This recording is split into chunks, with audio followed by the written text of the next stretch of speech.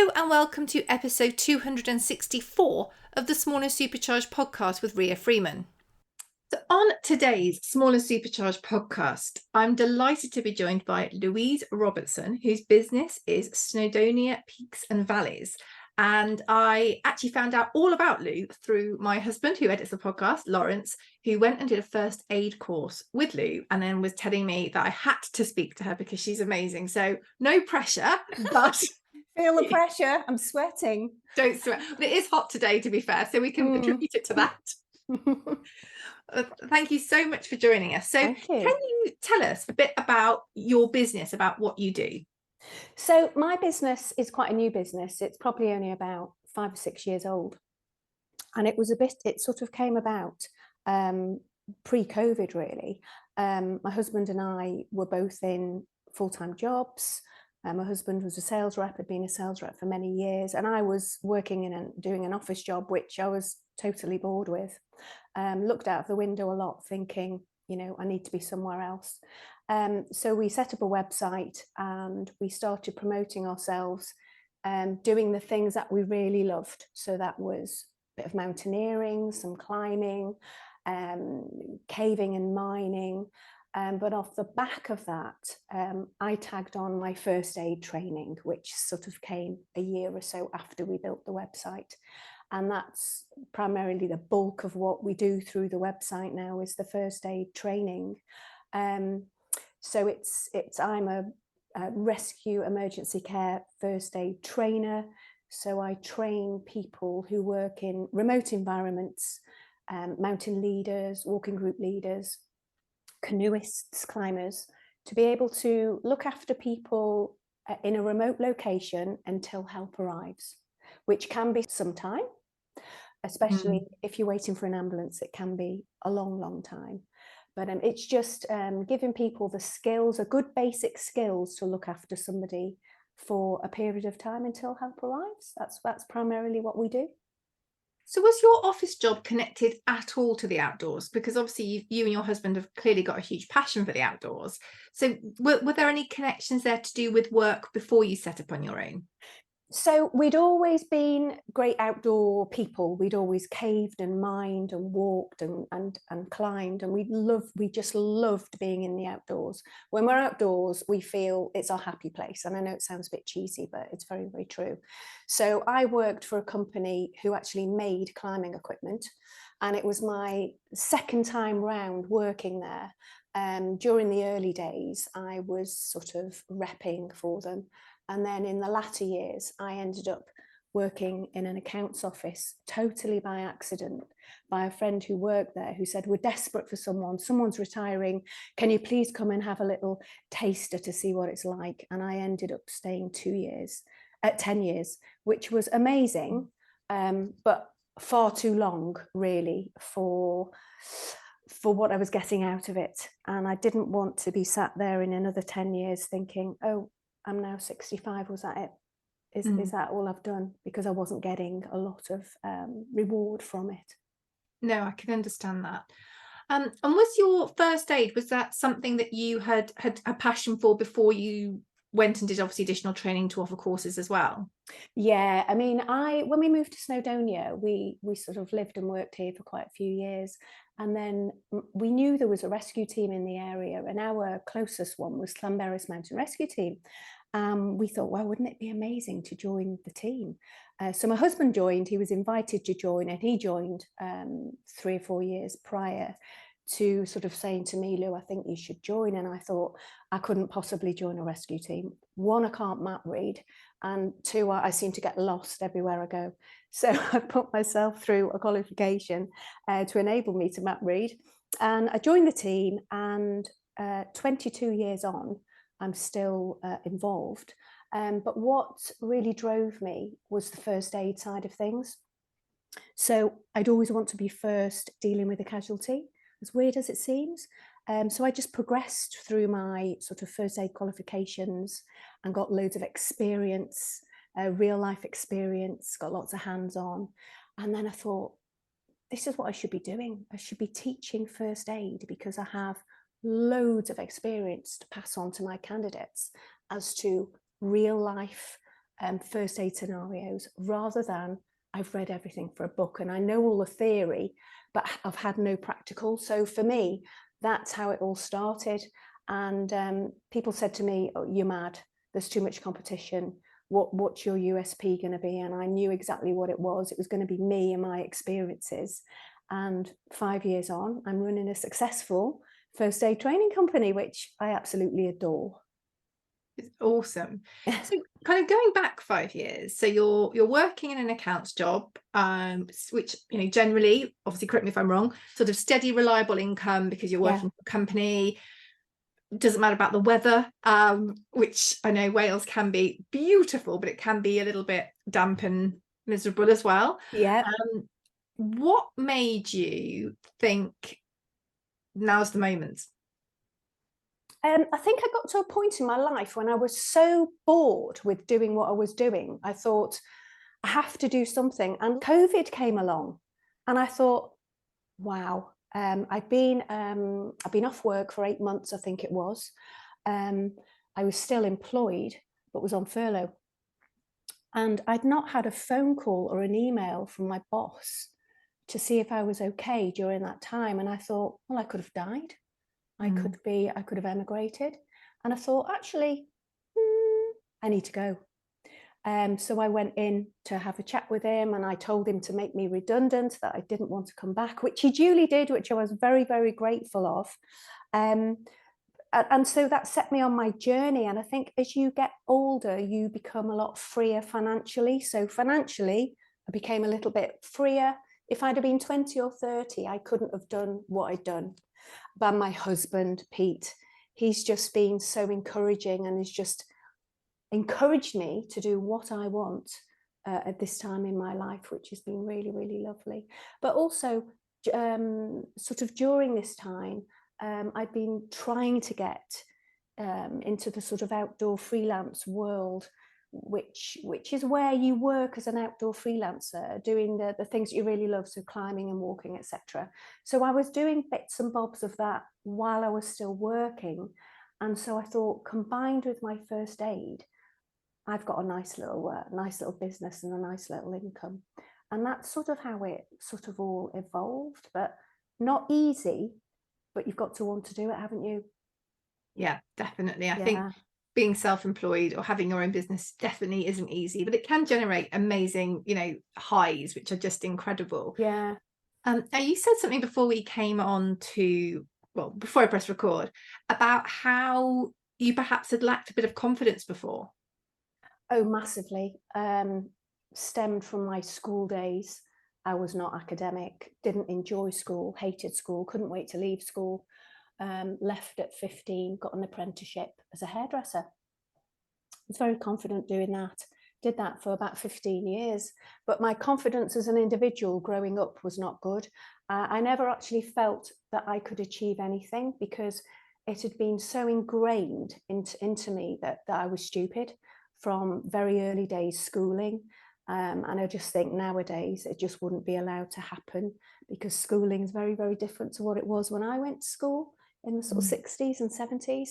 And it was only once I got a little bit older, in my sort of early 40s really, I started to get this confidence that I thought I could do anything. I just need to put my mind to it and start saying yes to things. I was very much a no person until I'd got all the detail. But now I was saying yes to everything and then trying to problem solve, if I had to, a bit closer to the time. And it's just, to be honest, it has transformed me as an individual, and it's transformed my life and what I get out of it and what I'm able to offer other people as well. Because I think they see quite a confident, outgoing, able human being that's had an easy life. And then when I chat to them, they go, oh my God, I never realized, which is really, really nice, because I've changed to what I was many, many years ago. So I would tell anybody, yeah, if you've got a bit of a dream and you've got a bit of a passion, then crack on with it. Do it. Don't allow anyone to keep you down. Yeah, you need to come out and blossom. Yeah, definitely. So thinking about the kind of old Lou before you Yeah. decided to just say yes, what kind of examples would be of you just thinking, actually, I can't do that? Because I was reading something the other day about how if there's a job advert and a woman matches, say, 80% of the criteria, she won't apply because she's not right for it. She has to be 100% before she'll apply. This is obviously, there was some research done, I can't remember it. Yeah. But if a bloke looks at it and he matches a much lower percentage, let's say 60%, I could get these numbers might not be wrong if you're listening and think she's talking rubbish. The gist is good. They'll apply because they're 60% there. So I think I mean, I don't know whether you think, is it more of a female thing, or do you think it's because of the upbringing you had? I think it is a bit of a female thing. However, I think your upbringing definitely has your early years, I think probably up to the age of 7 or 8 or 9, definitely has an effect on how you then, on what sort of path your life takes. I don't know if it's a female thing in sort of, women or men naturally have lower self-esteem or confidence anyway. But I think if you've got a good partner, that definitely helps. But I think it's a mindset as well. I mean, when I think, and I don't like to stew on it because that's where I've come from and this is where I am now. So I look at what I've achieved and think, wow, you've achieved amazing things, compared to, yes, that's where you've come from, and this is how you've come out of it. So I definitely had a change in mindset in how I thought, how I presented myself, what I believed I could do, and that sort of carried on into my early 50s when I sort of had really most of my light bulb moments. Sort of, for example, getting an outdoor qualification, it was my biggest fear, getting my mountain leader or my mine leader, because I just thought I can't pass exams or tests, because when I was in school they told me I was stupid, and actually you can't do anything, Lou. You're not going to achieve. So so I had to really switch from being that mindset to being, yes, I can, regardless of, male, female, etc. It's definitely seeds that are planted at a young age can definitely affect where you are now. But you've got to have that. You've got to be able to have that, be able to turn that switch. And it can be hard for people because it doesn't come naturally in a lot of people. No, I mean, what was the catalyst? Was it just one day you thought, screw this, I'm done? Or did something happen or an opportunity come your way and you thought, God, I wish I could do that? What is there a moment that It you was kind of... COVID. It was COVID, because I'd been furloughed, and I was having such a great time in North Wales because I didn't have to think about anything apart from going out and having fun. And I actually sat down, and it was financially driven as well. I thought, I'm in a job where I'm earning really poor money, and I've earned really poor money all my life because I didn't go to university, I didn't get a degree, I didn't really have any qualifications. And I thought, I'm better than that. I've got all these wonderful skills as an individual. I can be working for myself, and I can be working less, and I can be earning more money. So to me, it was a kind of a no-brainer.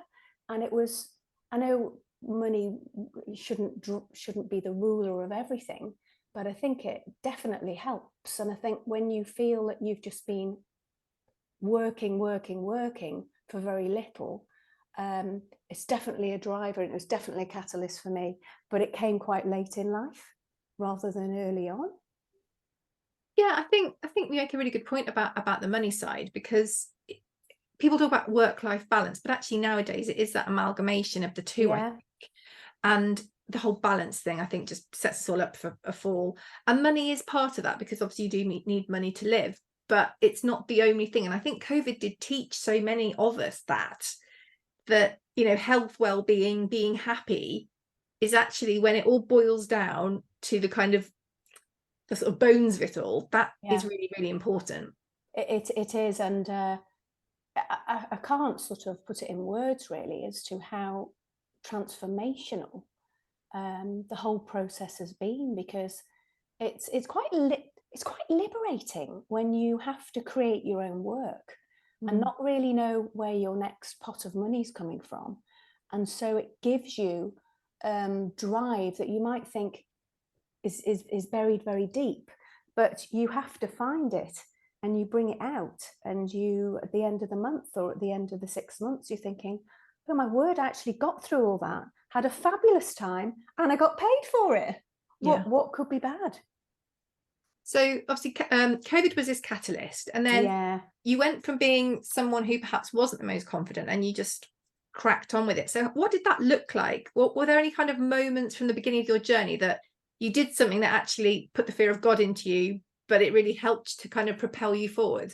Oh, I've got the classic story. So one of my first courses I was asked to run as a trainer, first aid trainer, once I'd qualified, was at Plaza Brennan Mountain Centre. Wow. I've You may known. just need to explain what Placer Brennan is for our listeners, Yeah. just in case. So Plaza Brennan Mountain Centre is an incredible mountain centre in Capel Curig in Snowdonia, where people go to learn how to be a climber, a mountaineer. They learn coaching skills, they learn how to kayak and canoe in a very, so I think, a very old-fashioned but wonderful setting. I call it the Plaza Brennan bubble. So people might turn up on a Friday and they might remain there for a whole week, and they're totally absorbed in learning the subject they've gone to learn more about. Or it might be just a weekend sort of taster of learning to lead climb or learning to canoe or wild swimming, etc. So they invited me to come and run a course for them. And luckily, we were still mask wearing, because underneath and behind that mask was a very quivering Lou. And I thought, without the mask, you'd be able to see me sort of shaking and being very nervous. But believe it or not, but only going back a few years, I was terrified of even standing up in front of a few people to say who I was and where I was from. I'd start to sweat, shake, my heart rate would go up ridiculous levels, and I'd really panic. And that was the time where I realized I could do amazing things, and I could do anything. Stood in front of 12 people delivering a first aid course, who all said, "That was amazing, Lou. You're a great trainer." Which for me, wow, I was just like over the moon. And I still continue to train there for them. I do about 1 course, 2 courses a month. A month for them. Wow. So I go back again and again to do it for them, as well as my own courses. And I get, to have great feedback from people. It's just is the best thing, isn't it? What could you Completely. ask for? So that was definitely a moment, definitely a moment for me. I was terrified. I was very nervous, but I thought, if I don't do it, I'm never going to move on. So yeah. And then from that moment, obviously now you do a lot with them, but when you did that course, it did well, people loved it. What did that allow you to do? Did you start to go after other opportunities, or what kind of change did that make in you? The change that made in me was that I could definitely deliver really good courses, and I could definitely spread my wings a little bit more in the sort of freelance world, offering myself and my qualifications as a mountain leader to go and work for other people as well during the summer months. So I'll run first aid courses combined with going and working with some centres, taking kids out climbing, walking, kayaking, canoeing. So prior to COVID, I didn't have the confidence to do that at all. So Plaza Brennan and what I do now with my courses definitely gave me the step up, the confidence to be able to go more forward with that other element that I always wanted to do, but didn't think it was for me. That people like me, we didn't do stuff like that. It was other people. It was middle class. How can I say this? White middle class males. That was their domain, and it is very much still a little bit like that. But more people and women are getting more into that sort of line of work, which is brilliant, because it's access for all, isn't it? And that's the thing as well. As you say, it's quite a male dominated space. So being able to really hold your own in there and push yourself forward in those Yeah, places yeah, does take a lot of guts to start with. I know when you kind of get integrated into these things, actually it's great. it's fine. But to start with, when you're on the outside looking in, it can feel like a lot, can't it? It can feel like a lot. It can feel intimidating. You can feel like you're not good enough. You can feel that maybe I need another 10 years before I even think that I could go and do that.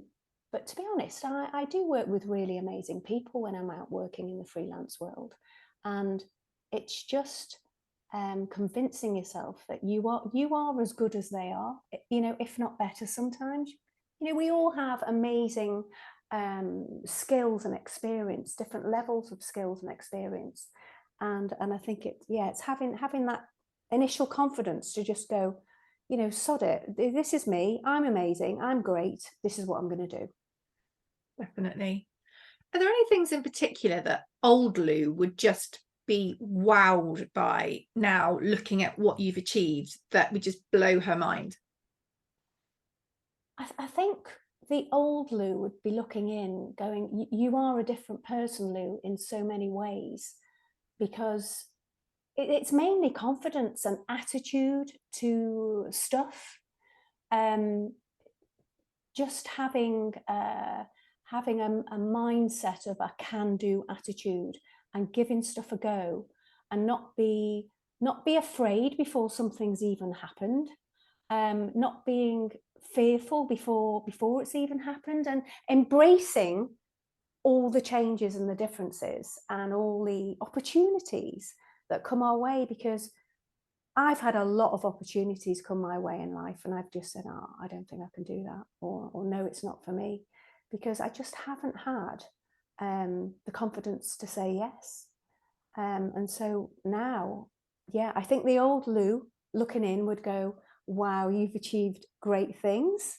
Truly believe I have." There's a lot of other people who've achieved much greater things than me. But I think, yes, you have achieved great things. When I look at where I've sort of come from. Completely. And what are the sort of standout things that you've now recently, or not just recently, but over the last few years, said yes to, that have just been incredible and really do cement the importance of that mindset shift for you? So love traveling, love going to countries that are, just with my husband, we'll just go and book a flight to China, for example, with the passport, not really knowing. We sort of have an idea of what we want to do. We either want to go caving or we want to go climbing. And we'll just book a flight, we'll get the guidebook and off we'll tootle. Wow. And I know I'm doing it with my husband, I'm not doing it on my own, but it's a case of we still have to plan, decide where we're going, where we're landing, where we're driving, where we're staying. So it's all that sort of stuff. Love a lot of traveling when we can. Yeah, so it's just life in general, really. It's just life in general, all those opportunities that come your way. And if someone's listening to this and they're in that situation you were, maybe they didn't have the best time at school, maybe they've had that belief kind of drilled into them by other delightful people that they're not good enough, that they can't achieve, that they're stupid. I mean, God, people are so cruel, and it does Mm, really stick, doesn't it? Sometimes mm, people can say something, it's water off a duck's back, and other times it really hurts. mm. But based on the fact that you've obviously lived that experience and where you are now, what advice would you give people if they were like you pre-COVID? I think my advice would be, sit down somewhere really quiet in a lovely little garden, maybe with no distractions, with a piece of paper and a pen, and write down all your loves, all the things you love to do, and look at what you actually do. And I talk to a lot of people about this, who talk to me about, they say to me, but Lou, I'd love to be doing what you're doing. Your life seems so ideal. Um, and I'll sort of say, well, where are you with work, etc.? Are you happy? And they'll say, no, I'm dying to do something different. And I'll say, write down what you love to do and try and turn that around into making you a living. because that's all I did. I looked at what I was doing, that I was not content in what I was doing, and I looked at what I love to do. So if you love what you do and you get paid for it, it's not like a job. You're going to work, you're earning money, and it's not like you're going to work every day. But you have to have the ability to have a good chat with yourself and be honest and be able to have the ability to turn your brain on rather than hark on too much about your past, and look forward to great things. You also said about the fact that you've got a really good network around you now. Mm. Do you think that's been a big part in perhaps the first step? Because I think sometimes when you've done that first scary thing and you can start to build your own self-confidence then, but that initial moment when you are, it is terrifying. And do you think that having that support network around you has helped? It's definitely helped. My husband of 39 years, Pete, has always been really encouraging, in every way. Some of my friends say to me, "It's a bit smothering, Lou," and I'm shocked when I hear those words, because actually, no, he's just the most encouraging partner. He sows seeds in my brain, and I wander off and I go, "Oh my word, that's such a good idea. I should try that." Or, he's just, and all the other people in my life are so encouraging around me to see one's potential and to carry that forward, um, into sort of whatever way you want to carry it forward. And I think for me now, because I've had all that encouragement as I've got a little bit older, I try and do that with the people I work with. So I work with quite young primary school kids sometimes from deprived areas. They go to schools where there's no playing field. They get free school dinners, and they get lots of other help. So I work with those in the summer, and we transform lives, which is Mm. lovely, because the teachers say to us, "Wow, Lou, they've loved spending time with you and the other guys for 4 or 5 days." They say that it's changed their life and it's the best thing that they've ever done. So being able to sow seeds of hope and transform youngsters from a really young age, I think that's what takes them into really good adulthood and a good mindset. Yeah, it's those experiences, isn't it, that Yeah. make you believe. And I think with things like climbing, mountaineering, that are kind of terrifying. If you haven't climbed before and you're Mhm. looking up at what you're meant to climb, it's terrifying. But obviously, with all the correct safety equipment and everything, it's Yeah. actually a really safe thing to do. People Yeah. get to the Yeah. top, and the achievement and the accomplishment they can feel from that can just make them think, oh my God, if I can do this, if I can climb a mountain, Yeah. literally, Oh, completely. what else can I do? What else can they do? And learning, I would say definitely learning in the great outdoors is a great way to build anyone's confidence, because you're having to combat, with most people, a lot of fears of height, exposure. Where am I? Am I lost? Well, no, here we are. This is where we are. This is how we read a map. It's, I think the outdoors, which is what I was never exposed to as a youngster, came a little bit later in life for me, is definitely the place to grow as an individual. And this is why outdoor ed is so important for Mm. youngsters coming through into adulthood. I mean, they're trying to get it so that every youngster in England experiences some sort of outdoor ed in their schooling life. I can't imagine why that's not a good thing. No. Coming away on residential, whether it's for 2 nights or 3 nights, pitching a tent, lighting a fire, um, going for a walk, looking at the wildlife. It's just it's great for an individual's mindset and confidence, and well-being. Definitely, I would recommend it.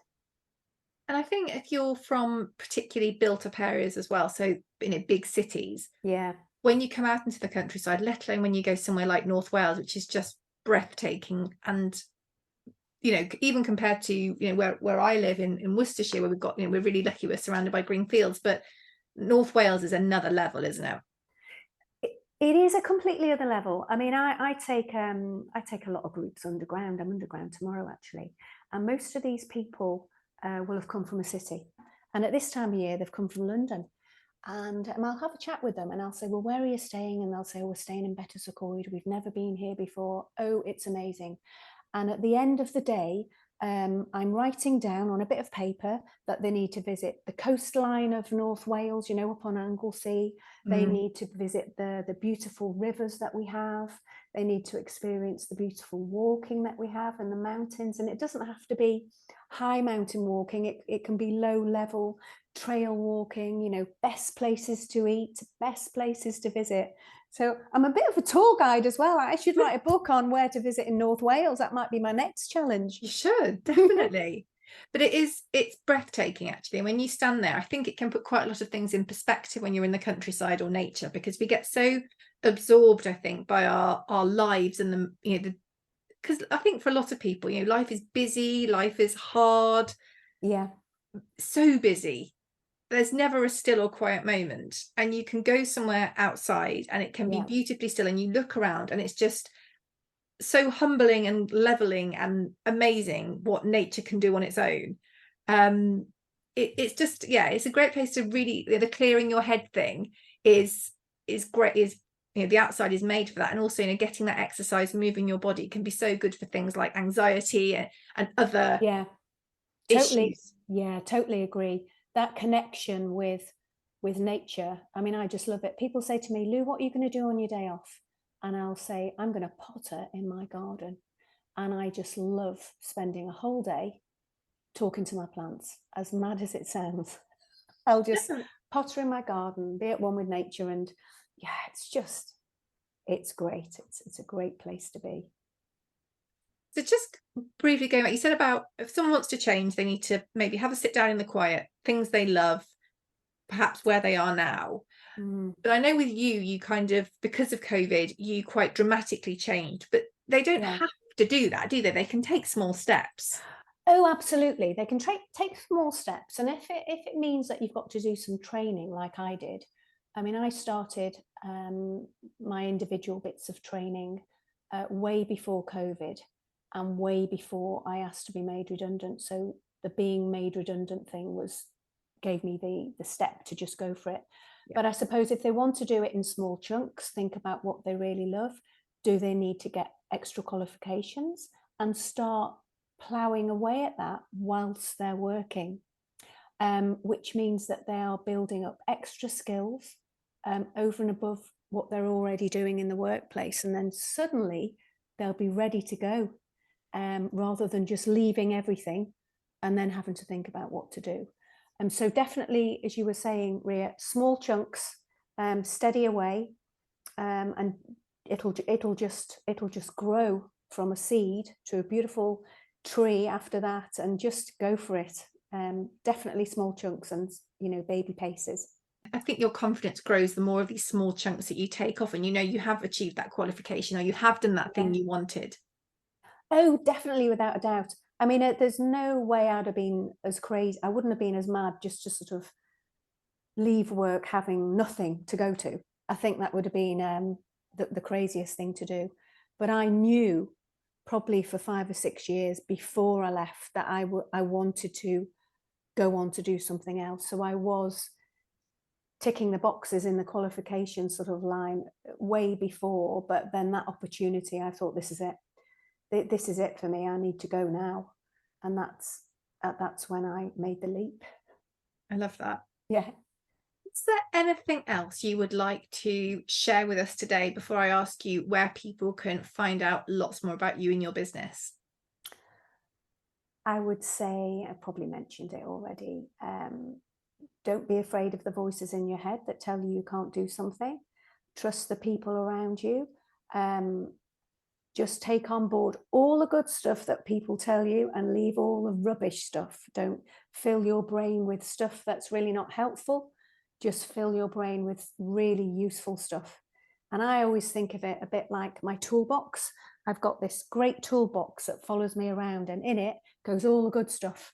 And that's all the good stuff that's going to help me move on to greater things. And just don't be afraid. And take the plunge as and when you think it's the right time. And with regards to finding us, we are Snowdonia Peaks and Valleys. You can find us on the internet just by putting in Snowdonia Peaks and Valleys, and you can find our phone numbers and emails on there. Amazing. Well, thank you so much for joining. Well, I'm going to say me, but it's us, because it is a podcast. It's not just about me today. It's been great. And I know that genuinely Lol was so, he loved your first aid course, and he loved how you taught, and those real life experiences that you were referring to really did make such a difference. And he came back absolutely buzzing about first aid. And it's sometimes can be a bit of a dry topic. I've done first aid courses before, and it can be a little bit dull, necessary and important, but they're not always the most exciting things to go to. But yours was next level from what I understand. And that's really, I don't really want to get myself a big head here, but go for it. Because I deliver in a way that's me, and people say to me, Louie, your teaching style, how did you learn it? I didn't learn it from anywhere. The other thing I'd say to listeners as well is always be yourself. If you try and be somebody else, you're not going to sustain that. If you're slightly off the wall, as I am, be yourself, be creative. People love you for who you are and not for who you're trying to be. And that's probably what I would definitely say as well. Brilliant. So do go and check out Snowdonia Peaks and Valleys, not just for first aid, but you also do walking, climbing, all sorts, don't you? We do all sorts of things, lots of exciting things, and we work with adults and children and anyone else. Go and have a look, team. Go and have a look. Thank you so much for joining us today, Lou. It's been lovely to talk to you. Thanks, Ria. Thank you very much.